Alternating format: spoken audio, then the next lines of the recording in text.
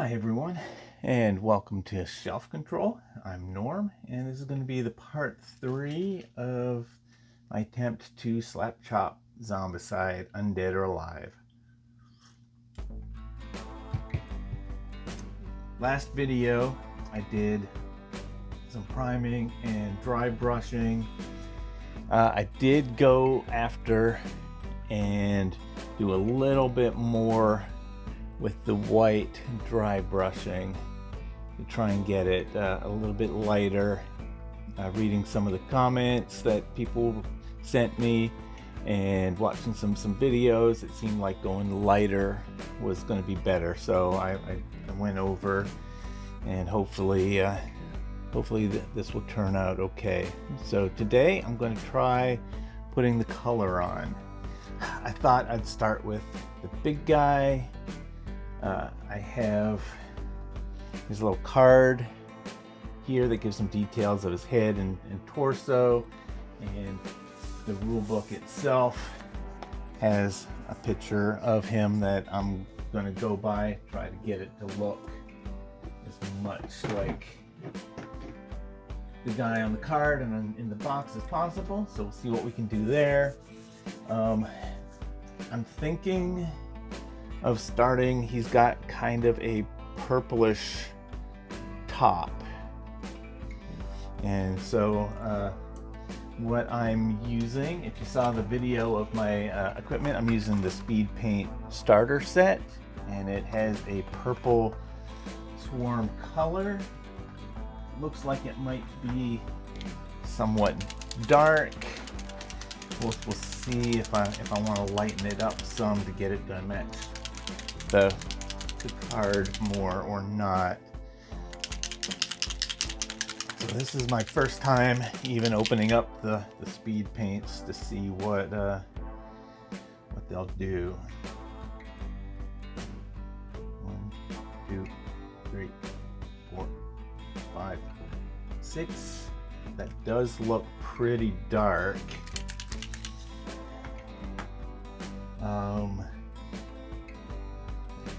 The closest I have to a light color is I have this pallid bone, which I might put a drop in, see how that lightens it up. I've heard that when you're using the slap chop method of the black and the gray and the white, it's not a bad idea to lighten your speed paints, because the speed paint set was made to go over white primer, and so it's dark, so it would fill in and create the shadows. But since we have dark already creating the shadows, having the paint too dark could be a little bit overpowering. So I'll put in 1 drop of that to start. The Army Painter set came with a brush, so I'm going to follow their lead and use that one. Looking at the picture, he's got some bits of shirt that have torn and are falling down over the back. I think I might start with those. If it ends up a little bit darker than what I wanted, then I can always lighten it for the top and just pretend that it's the shading making it dark down there. So I'll mix this up. I think this might be a decent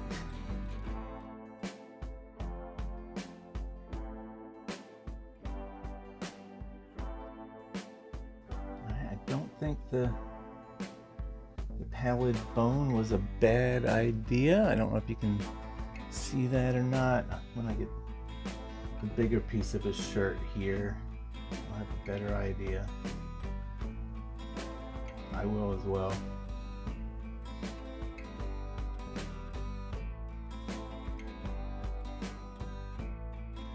Looks like his shirt might go all the way down to there, all the way down his leg.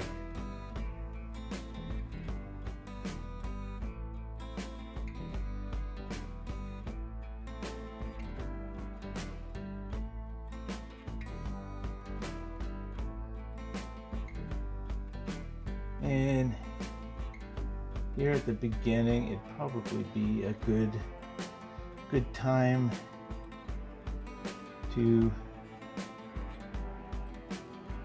talk about one of the reasons why I've been making these Slapchop videos. So it's something that I've always wanted to try to do, but I'm sure I'm not the only person like this. So I'll go ahead and share. I have a tendency of having the vision in my head almost prevent me from doing what I want to do. It happens with a lot of things. If I'm doing some house renovations, I'm really good at doing the rough stuff, but I tend to freeze up when it gets to the final stages, because it's one of those things. I can do the rough framing, drywall, plumbing, things like that. The problem comes with the finishing work, and it's like I almost get paralyzed, because until I do the finishing work, the finishing product is perfect in my head. It's exactly how I want it to be.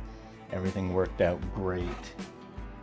But as soon as I do the finishing work, I'm going to know all the mistakes that I made. I'm going to see all the problems with it, and it's not going to be as perfect as it was in my head. And a lot of times that will stop me from even doing the finishing work. And so we'll end up with a rough job done and not finished. But I have to push past that and accept that it's not going to be perfect, especially if I'm doing it. It's not going to be perfect. And is that more of a? That looks like more of a little bit of an edge of his shirt right across there. Let's do a little bit more.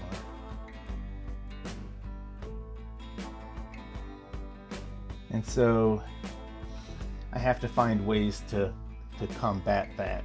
And I've been wanting to do this. I got these paints Christmas.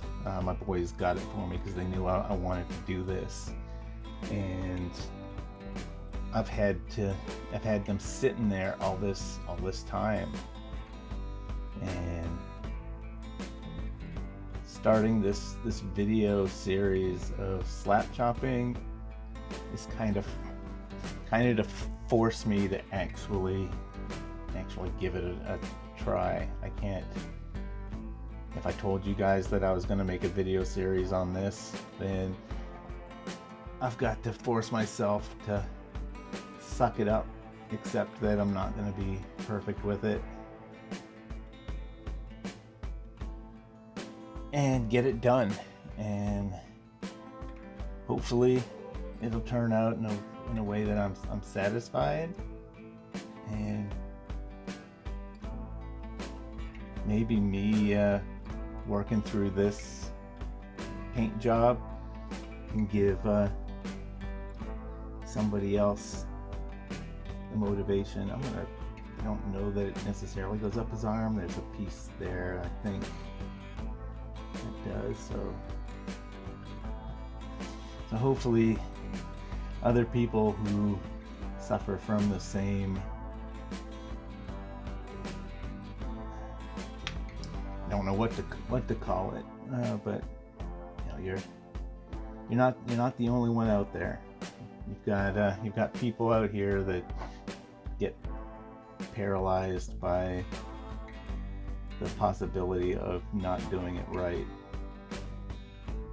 And that's another thing that it's been kind of a real blessing having this YouTube channel. Even though it's small, don't have a whole lot of subscribers, we're starting to build up a nice little base. We're getting some regular comments from people, but you know, it's one of those things where when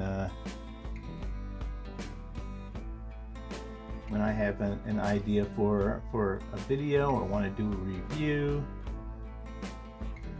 we're not scripted, we're just talking off the cuff, and it's one of those things that it's like, if I want to try to be a perfectionist, then it's not going to work out all that great for me. So I have to let it go and just accept that I'm going to say some silly things sometimes and just put the video out. So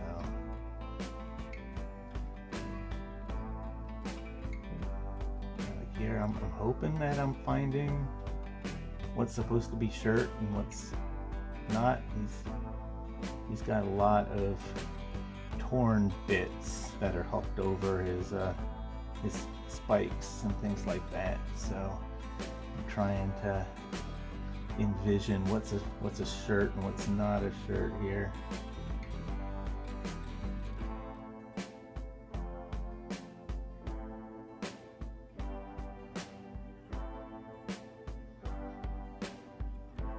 So what we're doing our YouTube videos, reviewing games, hoping that we're gonna find people with similar tastes to us, or not, but people who are willing to talk about board games and enjoy it, and don't matter if we don't have the most polished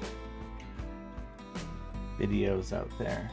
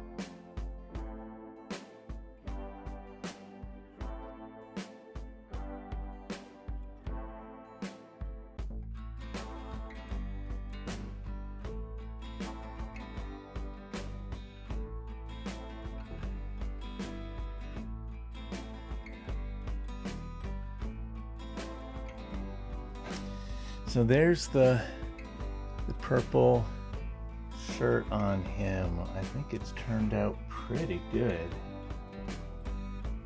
I think I'm pleased with that.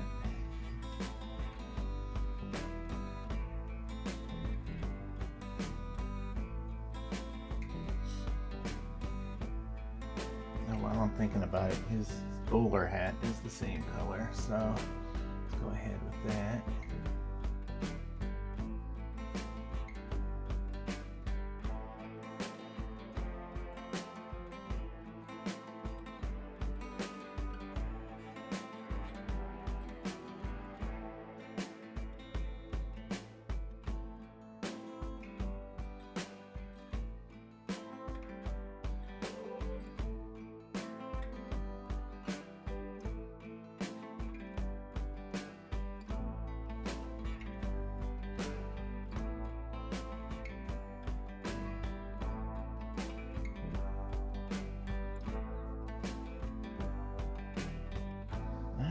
have to say I'm pretty pleased with how that purple turned out.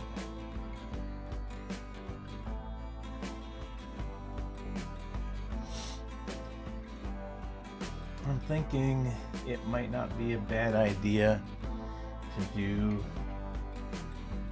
a couple of these dresses in purple. The card for the walkers, have them in a red dress, but I don't think I want to make all of them the same color. I think I'd like to have some variety, but I also don't want to duplicate colors between walkers and runners and things like that. So I think since I have purple left, we'll say that purple is this colors.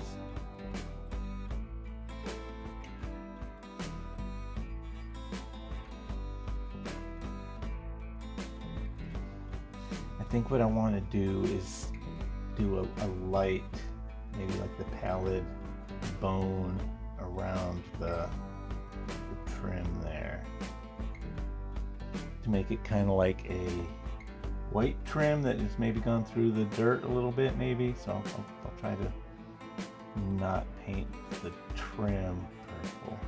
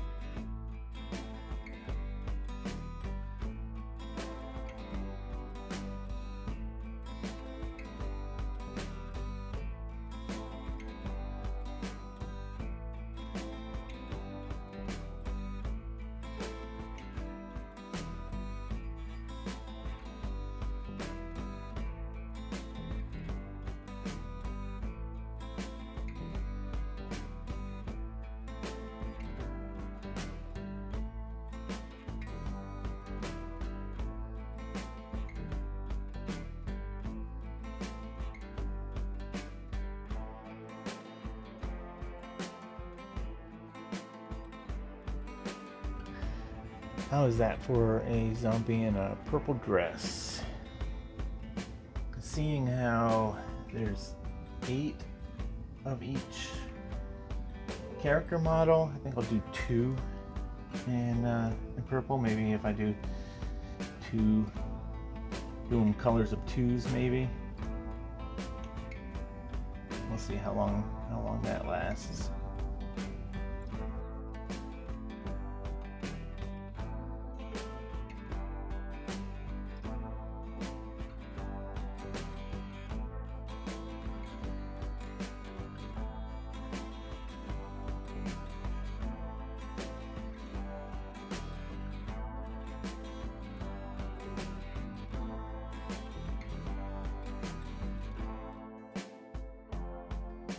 Their hat a matching purple.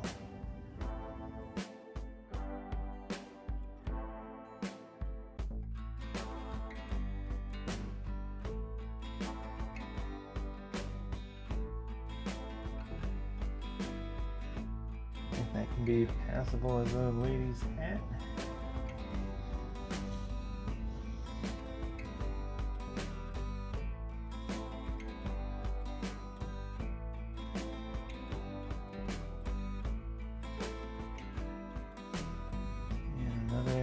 Lady's hat. think that works. Even though they're zombies, they're still ladies. Just because you don't understand doesn't mean that you shouldn't treat them with respect, right? So,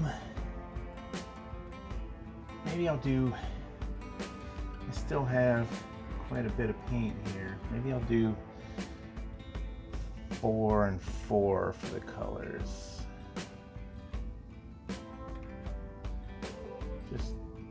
Just for the sake of saving paint.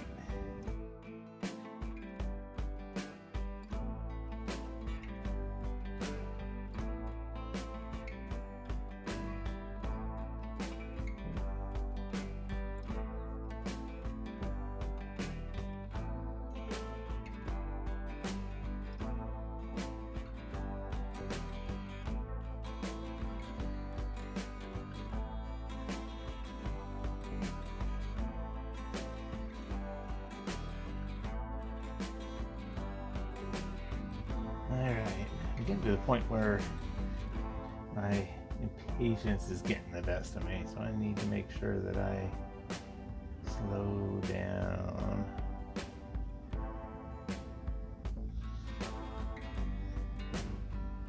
I'm getting a little bit of paint into those trim areas I didn't want to.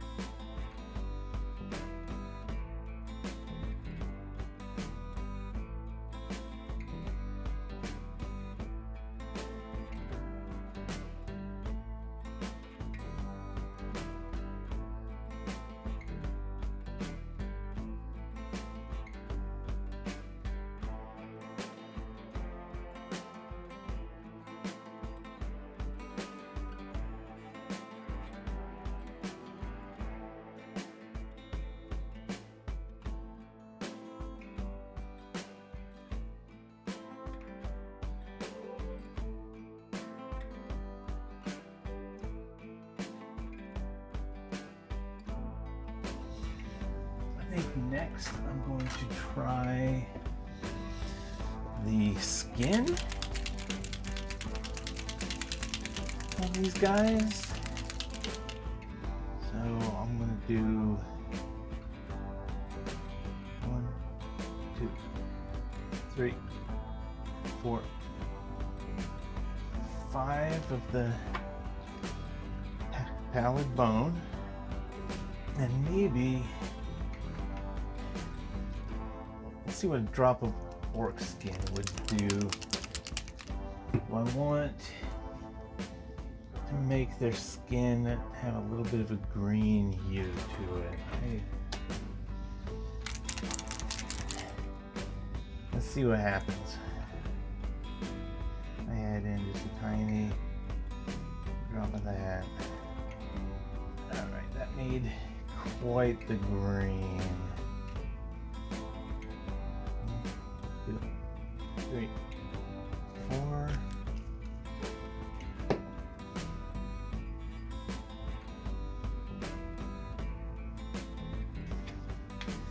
I think I might use that green.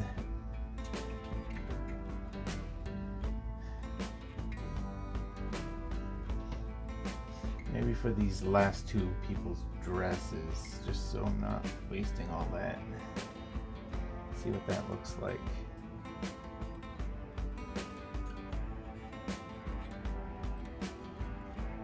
It's a very, very light green.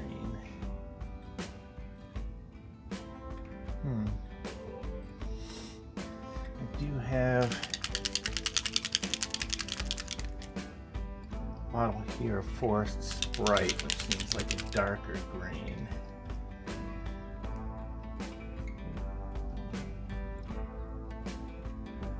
A drop of that.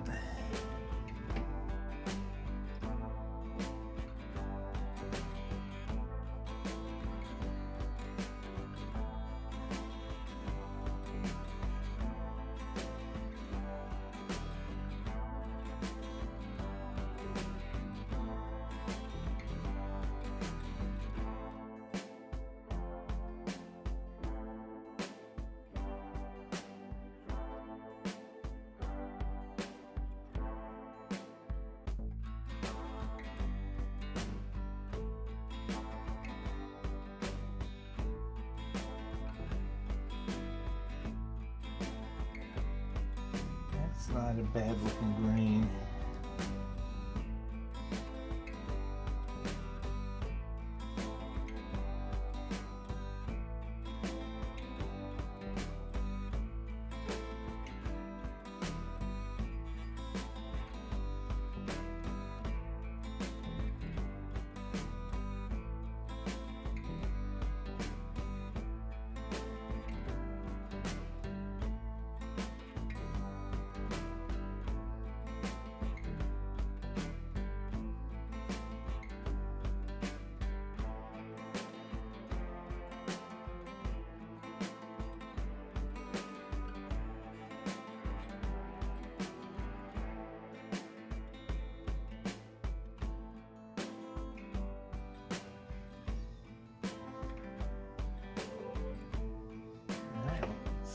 Those dry out. That looks pretty good. I wish I'd had these other two primed and ready to go to use that up, but oh well. Alright, I wanted to try pallid bone around the bottom of the dress. So let's go ahead and try that. Get an idea for how pallid bone looks.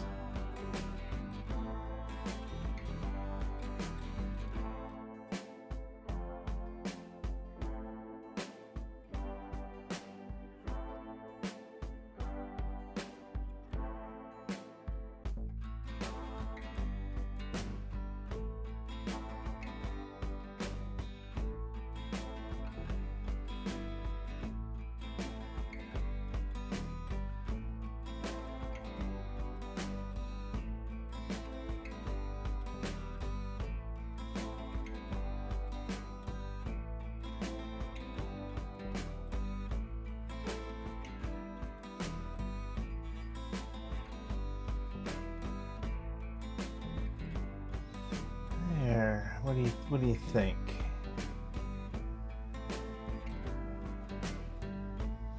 Look like an aged trim on a dress. That looks pretty good.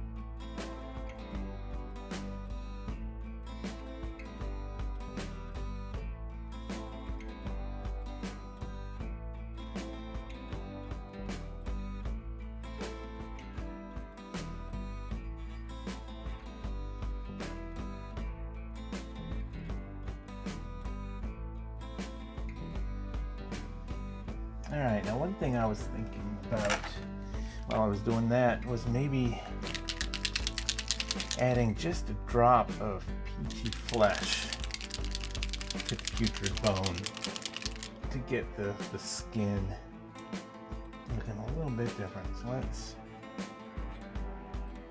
maybe drop in there. That had a bubble in it. One drop in there.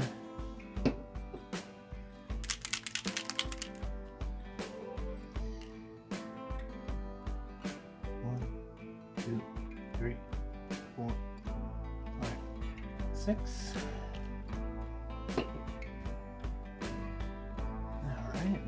right. We'll give that a try on the big guy. See what that looks like flesh-wise.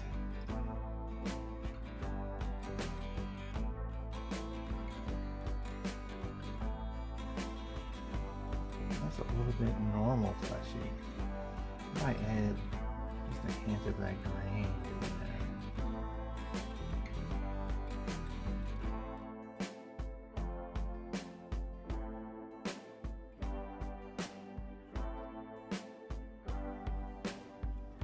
It's kind of more of a brown, I guess.